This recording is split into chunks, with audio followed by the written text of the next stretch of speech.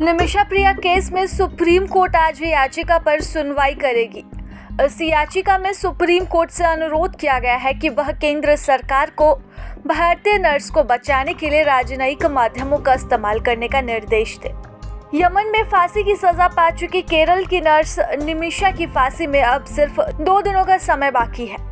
उसे 16 जुलाई को फांसी दी जानी है।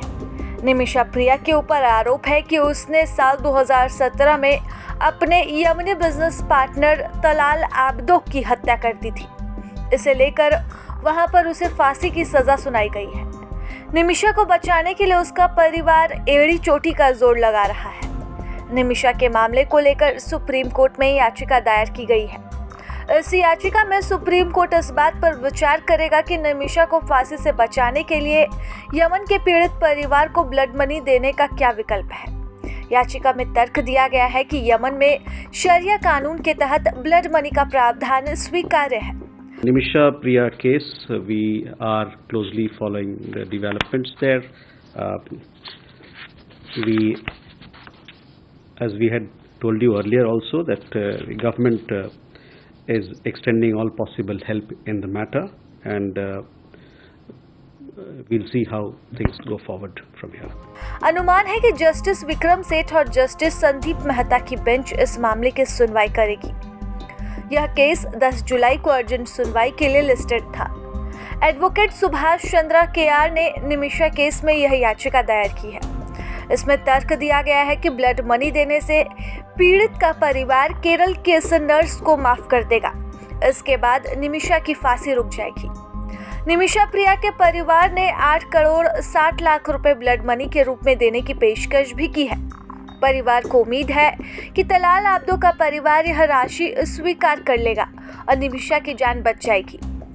यमन की अदालत के दस्तावेजों के अनुसार निमिषा प्रिया ने जुलाई 2017 में कथित तौर पर अपने स्थानीय व्यापारी साझेदार तलाल आब्दो मेहदी को नशीला पदार्थ देकर उसकी हत्या कर दी थी और एक अन्य नर्स की मदद से उसके शरीर के टुकड़े टुकड़े कर दिए थे। इसके बाद उसने उसके छत विक्षत अंगों को एक भूमिगत टैंक में फेंक दिया।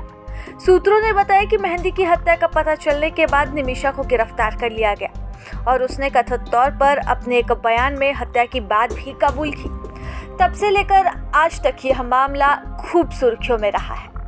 भारत सरकार ने बीच में कई बार मध्यस्थता का प्रयास भी किया, लेकिन यमन के जिस शहर के जेल में निमिषा बंद है उस शहर से भारत के राजनयिक संबंध बेहतर नहीं है। यही वजह है कि बातचीत पूरी नहीं हो सकी और लगातार कोशिशों के बावजूद भी निमिषा प्रिया की फांसी की सजा नहीं रुक सकी।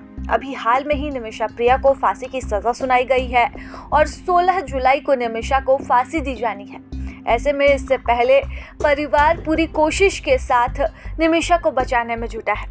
So actually, now our prayer is for exploring the possibility of negotiation through the diplomatic channel, because there is a travel ban to Yemen since 2016, and we, the Nimisha Priya Action Council, we friends or relatives cannot travel freely to without the permission of the government or the court to there. And we filed a petition before Delhi High Court for the travel permission of mother in last year, and we got a permission from the Delhi High Court. She is there, but she is a domestic worker. She cannot lead the negotiations there. She does not know Hindi, English, Arabic, any other language other than Malayalam.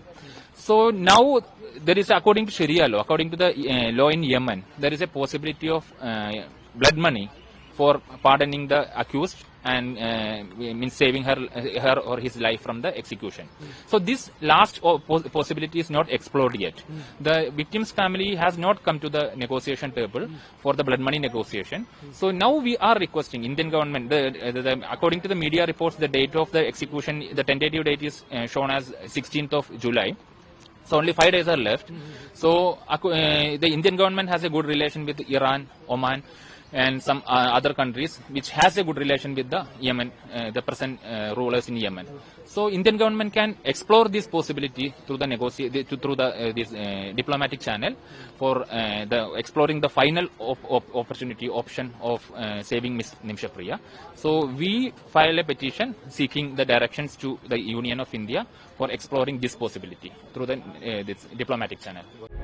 प्रभातखबर.com, विश्वास वही, रफ्तार नहीं।